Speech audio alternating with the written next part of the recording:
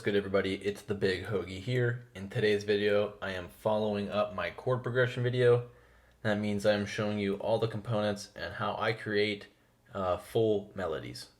So before we begin, as always, today's joke, I'm hitting you with another science one. Why can't you trust an atom? Because they make up everything. Alright, so let's jump into it. So I have this melody here. What just happened? Okay, got this melody here. I have it color coded. All I did was change the velocities, so the colors changed, and I just wanted to show the four components that we'll be discussing today. So we have the top melody, chord progressions, the what I call drop melody, and then the bass notes, or the bass melody. So I'm just going to go step by step into each of these. So if you see my first video, the chord progression part should be good to go. So you can see I just used the 2-3 method, created a basic 3 chords that just repeat over the 4 bars. And I will solo those out here. And this is what they sound like.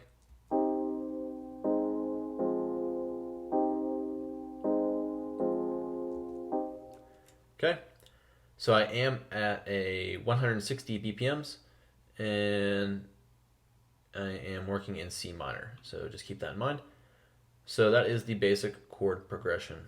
So the next step, let me actually go back here, is creating the bass melody. In this case, we're using the chord progression, so the bass melody usually follows the chords themselves. So the easiest way to do this is highlight the notes, Command A. You hit Shift down and it highlights the lowest notes. And then you can hit Alt Shift down to put them an octave lower. Now the key here is I like to keep the original melody notes. So I Alt or Option click and drag the notes to duplicate them. And since I put them a note lower, I will do Alt Shift down for an octave and then just Alt up to realign them with the original chord progression. So that's an easy way to get the bass notes, and you're pretty much done with the bass melody. You can test out and see if you think you should drop it 2 octaves. Usually it's just 1 octave, but you can try that for yourself. And so once we get the chord progression, we got the bass notes, and this is what it sounds like here.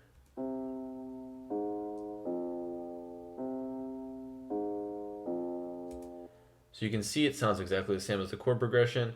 It just has some lower frequencies, hence why they are called the bass notes. So you can see now we have the red and the, I guess this is mustard yellow, notes covered onto what looks like the more difficult section, but it's really not too bad. So how do I create the top melody? For the top melody, if you notice, it just follows the notes of the chords themselves. So this is the most basic way to create the melody. Obviously, you might watch some videos, people are just slapping notes up nice and easy, and then it creates this awesome melody. I'm showing you a way to create melodies in a process that you can use pretty much all the time. So what you do is you copy, highlight all the chords, much like I did to create the bass notes, and you Alt or Option click and just duplicate them a note higher, kind of like the bass notes. Alt Shift them up and then bring them down 1 note so that they're aligned, and now you'll have the same exact chord progression, but it'll be an octave higher. Okay, once you do that, the next step is just arranging the notes. So you can see the lowest note of my first 3 matches this low note, this middle note matches this, and the top note matches this. They're just an octave higher. So some issues you might run into, not necessarily an issue, but some things you might notice is these 2 notes match from chord to chord. Now when I'm creating the top melody, I didn't want to play that same note again and again, because then it'll kind of get repetitive and the listener will get tired of hearing that same I guess in this case, C6 note. So what you can do is I dropped it lower, and then this note here does not follow the chord, but it is in the scale. And this is just a matter of using your ear to hear what sounds good. Okay. The key is just offsetting notes in different ways. You can see I have the 16th note scale on, but you can see I have two spaces here, and then this time I have a whole quarter. I believe that's a quarter note space in between. So you can see I'm just bouncing around between space to create this bounce in the top melody.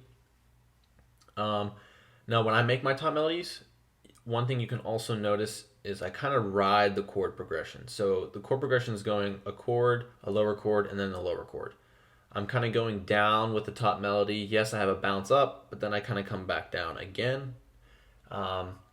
This is one way to create your top melodies a little easier. You kind of ride the chord progression, and then you can sometimes go the opposite, but again, it's just a matter of ear, but this is the easiest way to do it. Copy these chords up, utilize those notes to create the top melody. Excuse me. So then just create the top melody for the first two bars.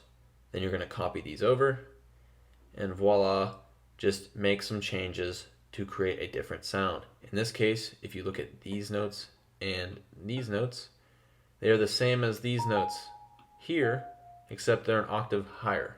So that's a simple change I made. And lastly, I added these three notes at the very, very end because I thought it added a nice little transition when it repeats. So you can see that's a little variation that I added in the third and fourth bar. That way, when the listener hears it, it's not the exact same thing, and it adds a little spice to the melody. So I will play that on its own, and it sounds like this.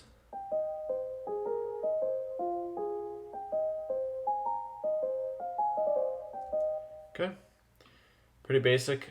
These things don't sound the best separate, but hopefully when I put them all together, you guys can see how it glues itself in. And lastly, we're talking about the drop melody. So these are the green notes here. Again, much like the top melody, these are riding the chord progression. In this case, I consider it like riding into the chord progression because with the drop melody, I try to take the drop melody to the bottom note of the chords. So you can see here, these first two notes ride into the bottom note of the second chord. And then I take a bass note or a drop note here that rides into this bottom note in the third chord. And then don't be afraid, this is the biggest thing, don't be afraid to stack notes on top of other notes. Just because you have a chord progression existing there doesn't mean you can't place another note there. This is a big thing. I feel like people trying to create melodies, when they first start out, they're like, oh man, there's a note here, so I can't place another one. No, don't worry about it at all. Just if it sounds good, do it. That's pretty much what a melody is all about, creating this unique sound that a listener can enjoy. Okay, so if you have to place a note there, then just place the note there. So the drop melody rides into this chord, and then it rides into the bottom chord that's going to start the progression over again. And then in the second half, you can change it up. In this case, I ended up just taking out these last two notes and letting these three notes be the only ones. I just felt it had a better sound for this. So that is that, and I will let you hear these. Now these usually, let me take that off. This will sound probably, yeah, sounds pretty corny, but when it is all put together, it sounds pretty good. So what I'm going to do here is go to the main melody. Now, if you guys don't know about this, I will have a future video on MIDI or MIDI transformations or MIDI functions. So I'm going to highlight this. I'm going to go to MIDI functions, and I'm going to do a fixed velocity of 100. Just going to select and operate. That way, all my notes are at a velocity of 100, so they're all the same color. So one thing to spice up melodies, especially things like pianos, right? If you think about it, a human is playing the piano. There's no way they can push each note at the exact same time. There's going to be a little variation, especially when you're transitioning from note to note. So one key thing I use for melodies is I highlight the melody. I will go to Functions, MIDI Transform, Humanize, and then I will hit Select and Operate.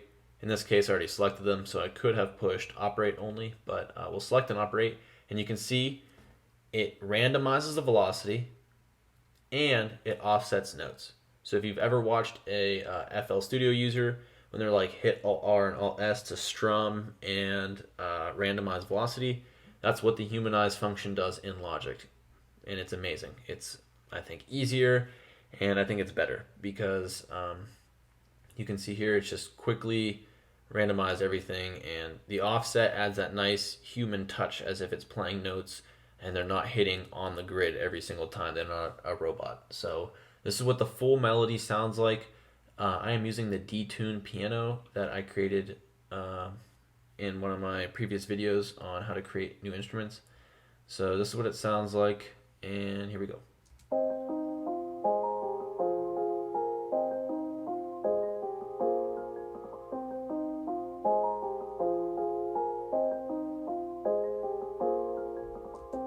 Okay, so it's pretty basic. One pro thing also is if you guys are going to utilize this in a beat, which is obvious, add, duplicate over this entire four bar melody to create 8 bars, and then much like when you duplicated the 2 bars of the top melody and changed some things, you're going to want to change some things in the second set of 4 bars. That way, when the listener hears the first 4, they're like, okay, you get 2 sets of things. And then you listen to the last 4, and there's also some changes there. That way, when you're making a beat, it adds some diversity and some spice to the beat itself. So that's just a tip if you're going to, lay out an entire track. You're going to want 8 bars, and you're going to want to add some variety. So lastly, I always create melodies with a piano. I don't know what it is.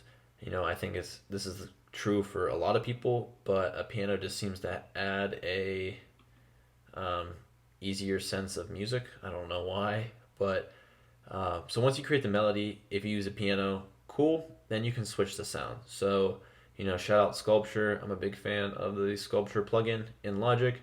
I'm going to turn this down just in case I pick a bad sound and it is ear piercing. Okay, I will go to Sculpture and we'll try something like a plucked instrument. Try different sounds and see how your melody performs with different instruments. You might find a sound that you didn't think would work, but works really well with it. So here we go. Try this one out.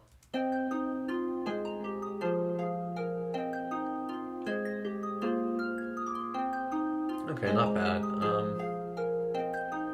We'll try tiny plucks. I don't know what that is.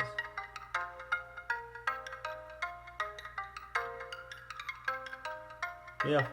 So it's no big deal, but yeah, you can just try different instruments and see, what sounds good. We'll try a marimba. Yeah, I think that sounds pretty cool. So you can see you're getting different sounds. The same melody sounded completely different with the detuned piano than it does with the marimba here. So, but that's it, guys. If you have any questions or anything, put them in the comments below. Comment also some future videos. Maybe some things you're struggling with that I can try to create a video of to help you out. If you haven't yet, hit the subscribe button and give me a thumbs up. It's greatly appreciated. And I have some big videos on the way. I know I created my template. I have an updated template video coming, and also I have a video of my mixing process and me actually performing it on a beat I created. So that's it for today, guys. I hope you enjoyed. Again, please show some love and hit the subscribe button. I really appreciate it, and I'll see you guys in the next video. Peace.